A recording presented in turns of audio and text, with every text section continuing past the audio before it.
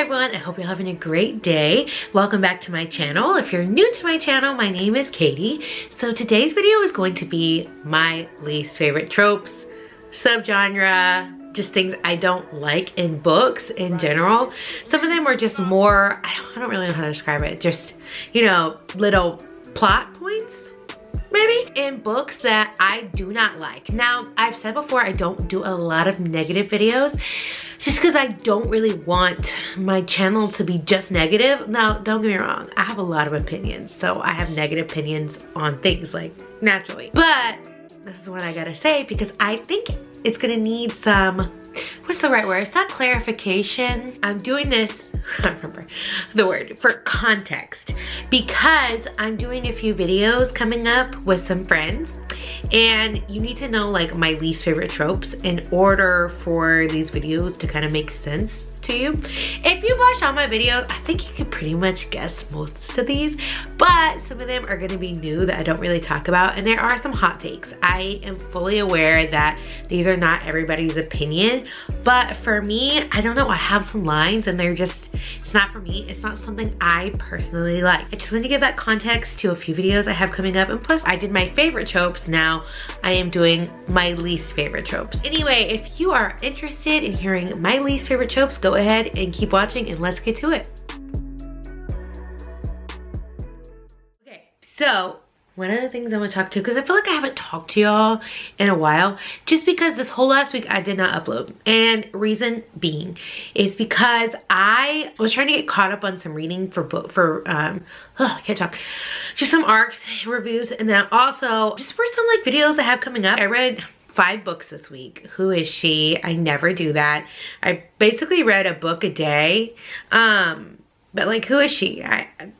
I don't know who she is, but it's not my typical. But yeah, so that's why I did not upload this whole last week. But I want to say, do y'all see my hair? It's kind of got a new fresh feel. I had posted on my Instagram, I'm sure y'all can barely tell, some pictures of like strawberry blonde hair. If you saw my Instagram, I did a poll and 11% of the people said no, that it would not look good on me. But those people don't have the entire context, because unless they hated my red hair, I've had red hair before. Bright red hair. I loved my freaking red hair. So I kind of wanted to go back to it, but as we were talking, the picture I wanted was a lot more red than this. See, like there's just like a tinge of like a warm moment. Like this is a true strawberry blonde, as opposed to, and I'm showing my roots because clearly like the bottom is still kind of similar. You still got the strawberry blonde under there, but like I basically do a large root because I don't always know when I'm gonna go and get my hair done again. I don't always know that. So I like a root because it just makes sense to me. And then she just tones the bottom of my hair. And I know some of y'all are like, who cares about your hair? But if you ever wondered, like that's kind of how I get my hair done. Now, it's a little dry. She even told me, so I understand if you're like, ugh, I don't like your hair. But I felt like if people were like looking at my Instagram or like, okay, she said she was gonna do strawberry blonde hair, where's the picture? I just didn't take any pictures of it because I just feel like I couldn't get like a good light on it. But yeah, I like it. I think it looks good. The reason why we didn't do it so bright was because I have some interviews coming up, and you know, I've been told before that my hair wasn't professional, so I didn't really want to risk that. Now if I get a remote job, which I'm trying to get, you better believe this hair is gonna be red. But anyway, y'all are tired of hearing about my hair. You came to hear about my least favorite tropes. Also, I want to say, I know this is another off-topic thing, but I hit 1,000 subscribers.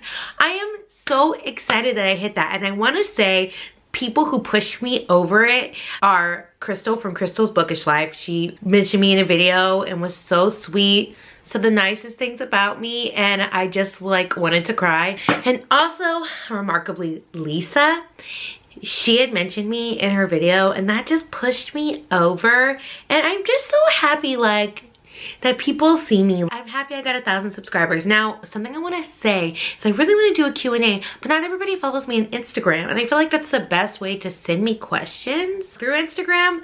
But at the same time, not everybody follows me on Instagram, and not everybody likes that platform or wants to use that platform. So I don't want to force you to use do my Instagram, even though I love doing my Instagram. Instagram's fun. I probably will do a little thing on Instagram of ask me questions, because I want to do a Q&A, because even though I talk about myself a lot, which we know this, oh my god, this video is gonna be so long. I was hoping it would be short so I could edit it today. It's a Sunday, hopefully I can get it out today. I'm gonna say, if you have questions for me, then post them down below for a Q&A. Now, if you want to go to my Instagram, you can go to my Instagram and ask me questions if it's something you're like, oh, I don't really want my name attached to that question, like on for other people. Of course, I'm going to see it, but whatever. Then for sure, like follow me on Instagram and send me a message, or, you know, do that poll, because I'm about to do. But I want to do a Q&A, and if I don't get enough questions, then I just won't do it, and that's fine. I'll take it as like a hint, like, Katie, they don't care about your like life. Just go ahead and, or anything else, just go ahead and talk about books. Leave the questions down below, and if I don't get enough questions, I'll just answer them in the comments. I'll give you a little answer in the comments. But anyway, or on my Instagram, depending. Let's get to it, because I've been talking, because I just feel like I haven't talked to y'all in forever. And I also just want to talk to y'all. Like, I feel like sometimes I just want to talk. Like, I'm not like ever going to be the most structured, but I just want to talk. I'm like thirsty, you know. So, least favorite tropes. These are hot takes. Please don't judge me. And the first one I'm going to get through, because we know this. If you watch me for pretty much any length of time, even though I've really tried to stop talking about it, because I'm sure people who've watched me from the jump are like, please stop talking about this. But we know I do not like reverse harem. I don't like reverse harem. I wish I did, because honestly, I feel like reverse harem has like some cool plots. Like legit, every reverse harem book I've read, I've read a few, because I know that I don't like them. The plots have been super cool, and I feel like a lot of reverse harems are paranormal, which I think are cool too. And another thing I've learned and noticed about reverse harems is they do them in like 2 or 3s, and they're kind of shorter, like under 300 pages. And then they have, you know, the next 2 or 3. So it feels like they go quick. Like I said, I love the plots of the reverse harems. The reason why I don't like reverse harems, I like it when a man in a book is an alpha and is like, don't touch my girl. Like, I love that. Something about that just gets me. But then it's like with reverse harems, they're all sharing. And then some of them reverse harems, they all have like the same relationships. And then I also feel like sometimes they can't develop the relationships, and it's just like one sex scene after another, after another, after another, and it's just kind of boring to me. Like, I just want her to connect with one person. Like, is that so bad? I want there to be a jealous guy. I love the jealousy. The jealousy in romance novels, like, so gets me. Like, don't touch her. I will kill you. Like, I don't know why, but I freaking love that. I eat that crap up. So that's why I don't like reverse harems. Like I said, I have respect for them. No judgment if you like reverse harems. The scenes are pretty delicious. And the thing is, I'll read a reverse harem. I'm kind of in a reverse harem series right now, and then another one that's coming out.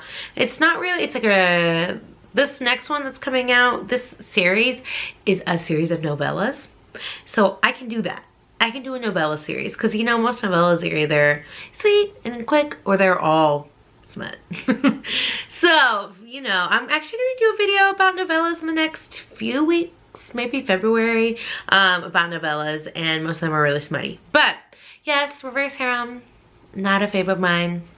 I wish I could like it, but I just don't. Another one I don't like, and this one I haven't really talked about, is I don't like single dad. This sounds kind of messed up, but like, children in books just kind of don't get me. Like, maybe I just recently read one where there was a child in the book, and I kind of was like, oh, I just don't like single dad. I feel like it's just like too sweet. They're all too nice. You know what I mean? And I don't like a super nice romance. We know this, but like, I don't know. Single dad when the kid's in the way, it's like, come on, like let's, you know. And I really don't enjoy single mom romances that much either. I just don't like it when there's kids about. I just don't. I don't.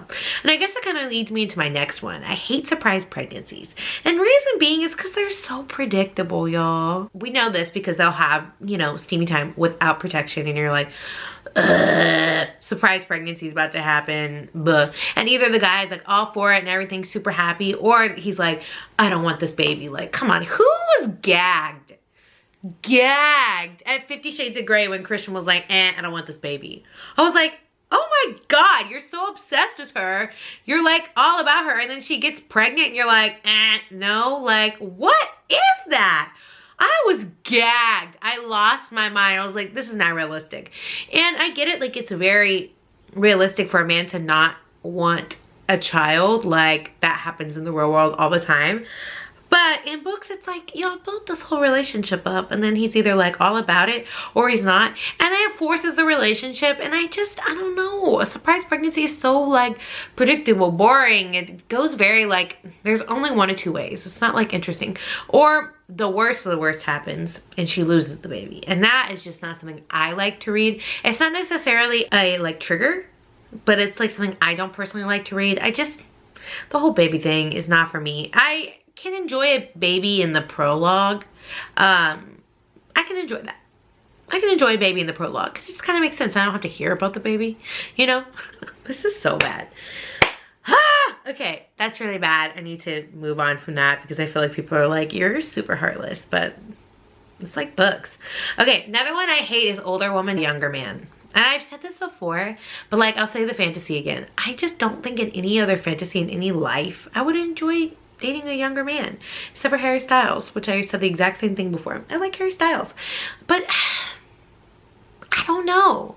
I can't get into it. I can't. Like, maybe it's because I love an age gap, an older man age gap. Something about a younger man just doesn't do it for me. Just doesn't do it for me. That's a no for me. That's a not for me. And I don't really have a good reason for that. I just don't like it. Okay, next. I hate student-teacher romances. Hate them. Professor romances, I can get behind. I don't know why. That line, I don't know. But whenever it's high school, I can't do it. Y'all, I can't do it. It's too predatory. It's not something for me. And I know some people can get past that, and that's good. That's okay. Like, you know, fine. But like, that's too predatory for me.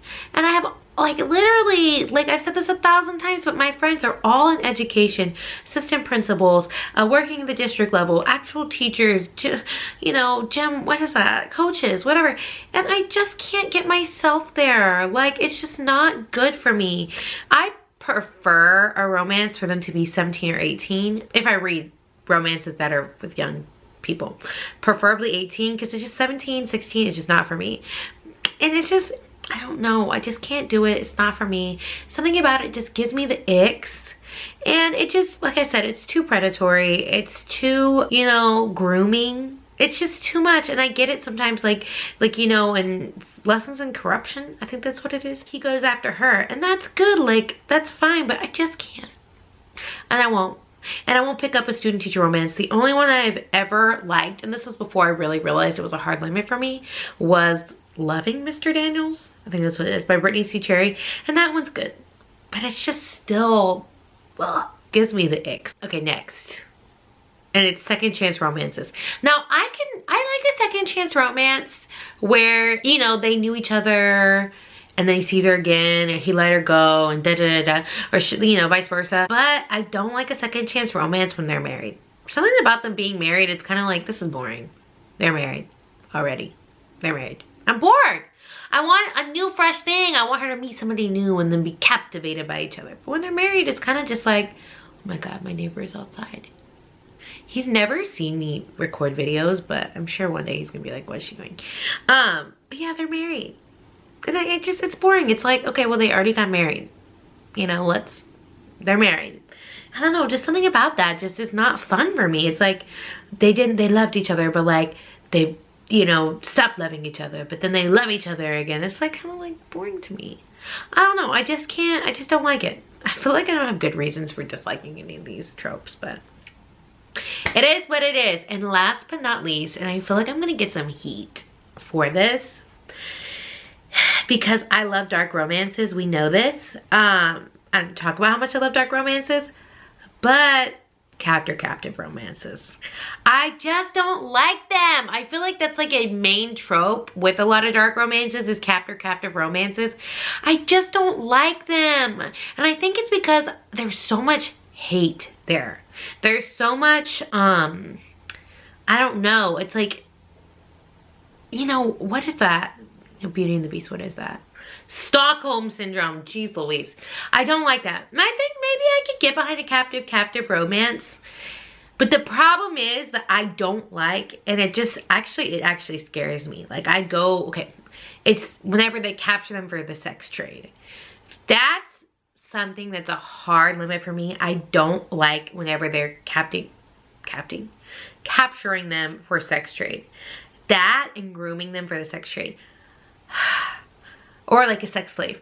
I don't like that, and I'm gonna tell you why, because it actually legit scares me. But I have like an actual fear that I'm gonna be stolen, or that I used to mainly be me, but my son, that we're gonna be kidnapped at the grocery store and something's gonna happen and somebody's gonna take my child, because I'm always been afraid of that. And you know, a lot of reasons why are because I live in Houston, and Houston is like the sex trade like hub of the United States. I just can't do it. It scares me.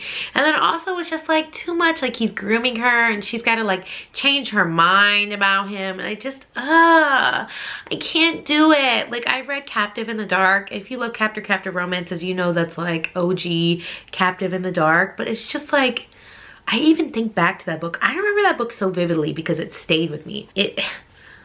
I just don't like it. I can't like it. But if it's a captive romance and he doesn't touch her, or, you know, there's different ways I could enjoy a captive romance.